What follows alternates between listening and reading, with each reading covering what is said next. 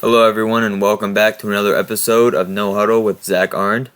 And today we're going to be taking a look at the Kentucky Wildcats, giving a preview for the upcoming 2022 season, led by head coach Mark Stoops, Rich Scangarello, Brad White, and some very important key players returning, including Will Levis, the quarterback. He threw for 2,800 yards, ran for an additional 400 with 33 total touchdowns in his first season after transferring from Penn State. They also have Chris Rodriguez in the backfield, who ran for 9 100-yard games last year. DeAndre Square, the linebacker, had 81 tackles, 9.5 tackles for loss, and 3 sacks last season. Some key losses included Wan'Dale Robinson, the big playmaking wide receiver. He had a lot of all-purpose yards last year, 104 catches, along with 1,300 receiving yards. He broke the single-season record for both catches and yards in a season. Josh Paschal, the defensive end, 3-year captain, he's gone. He led the team with 15 tackles for loss last year. Darian Kennard, the offensive tackle, All-SEC performer, All-American. He won the blocking trophy in the SEC, goes to the best offensive tackle. Some 2022 recruits, they did recruit pretty well. They got 5-star offensive tackle Keontae Goodwin, 4-star wide receiver Barian Brown, 4-star edge Tyrese Fearby, 4-star linebacker Keaton Wade, 4-star wide receiver Dane Key, and then 4-star athlete Alex Afari. Looking at the depth chart, they have to put in some new pieces at wide receiver. I have them at 6 deep with DeMarcus Harris, Tavian Robinson, Javon Baker as the starters, along with Chris Lewis, Chauncey Magwood, and Dane Key in that receiver room. On the offensive line, they have Kenneth Horsey and Eli Cox coming back.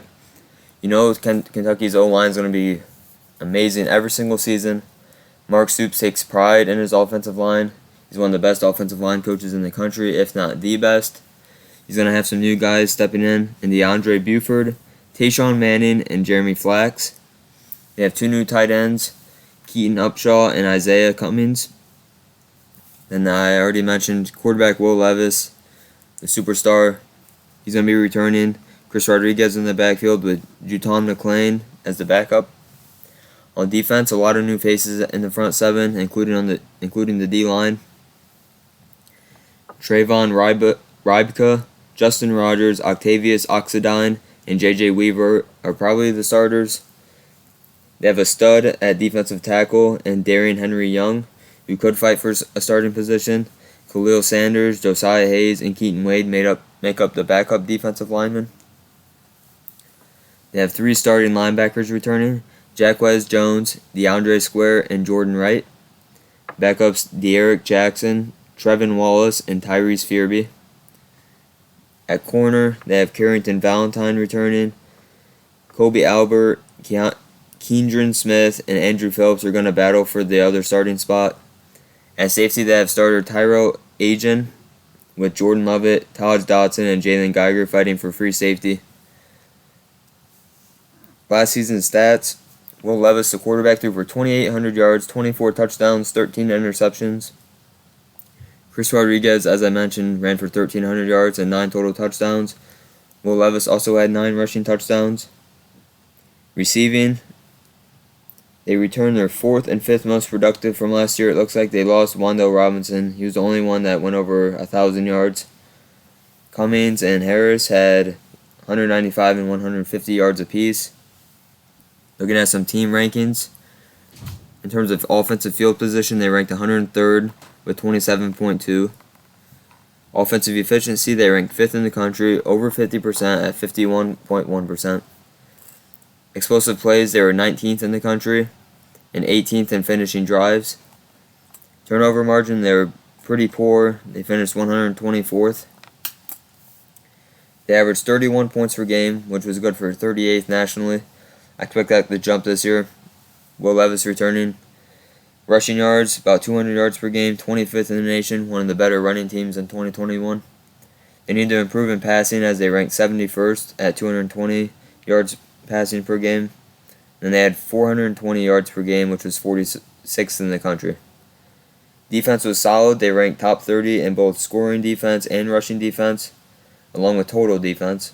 Passing defense was ranked 52nd. They gave up just over 200 yards per game passing. Those stats were good for a 10-3 record in 2021, 5-3 in the SEC. They beat Iowa 20-17 in the Citrus Bowl, which was an amazing game. Looking ahead at 2022, they open up against Miami, Ohio. They travel to Florida. I think they'll lose that game. Bounce back with 2 home wins against Youngstown State and Northern Illinois. At Ole Miss, I think that's a loss, but once again they'll bounce back with back-to-back W's against South Carolina and Mississippi State. At Tennessee, that's a very tough game. I'm very high on the Volunteers this year. I think Kentucky's going to trip up in that game. Then following that week, they play at Missouri. I think that's a W, along with beating Vanderbilt, losing to Georgia, and then the rivalry game against Louisville. I think they'll win that, putting them at an 8-4 record. They're going to go bowling. They'll probably make a good bowl game with that strength of schedule. They're going to have some good losses. Losses to Florida, Ole Miss, Tennessee, and Georgia. Those are all quality losses. All those teams could be ranked when they play them. I don't see any way Kentucky doesn't make a bowl game. Obviously, they lost some key players last year after going 10-3, but that shouldn't be a problem for Mark Stoops and this coaching staff. That's going to do it for today's video, guys. Make sure to leave a like, subscribe to the channel, and I hope you all have a great day. I'll catch you in the next one.